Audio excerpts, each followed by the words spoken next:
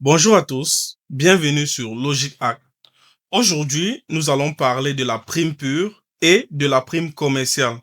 Ces deux notions nous permettront de comprendre comment est fixé le prix d'une assurance.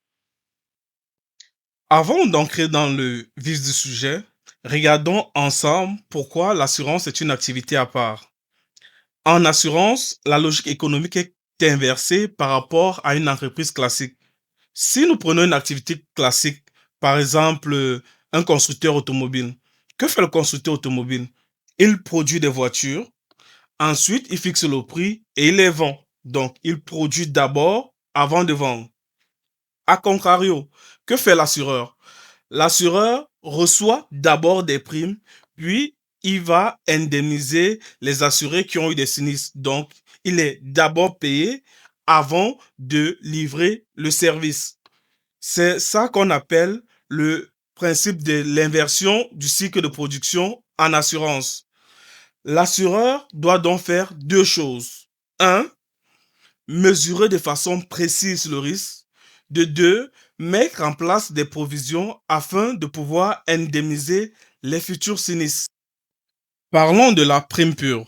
La prime pure, c'est quoi? La prime pure, c'est le coût du risque. C'est ce que coûte le risque effectivement. Pour déterminer la prime pure, de quoi avons-nous besoin? Eh bien, nous avons besoin de deux choses.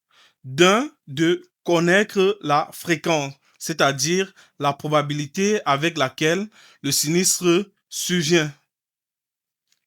De deux, nous avons besoin coût, du coût moyen, c'est-à-dire lorsque le sinistre survient, en moyenne, combien ce sinistre nous coûte.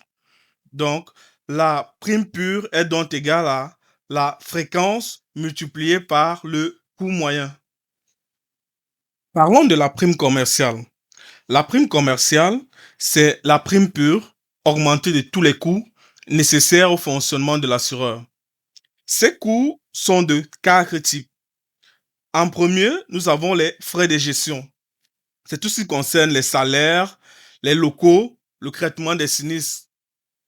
En deux, nous avons les frais commerciaux. C'est tout ce qui est publicité, commission des agents, commission des courtiers. En trois, nous avons la marge bénéficiaire. Évidemment, l'assureur n'est pas un philanthrope. Il doit dégager des bénéfices. En quatrième et dernier frais, nous avons les taxes. Bien évidemment, dans les contrats d'assurance, il y a des taxes que l'assureur doit reverser à l'État.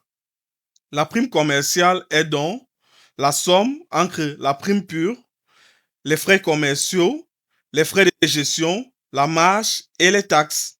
C'est donc par conséquent le prix de vente du produit d'assurance. Merci d'avoir suivi cette vidéo. J'espère qu'elle vous a plu. Si vous avez des questions, je vous invite à nous laisser un commentaire ou à nous écrire en privé. Merci de liker, partager, mais surtout, abonnez-vous et activez la cloche de notification pour pouvoir suivre nos prochaines vidéos. Merci et à bientôt.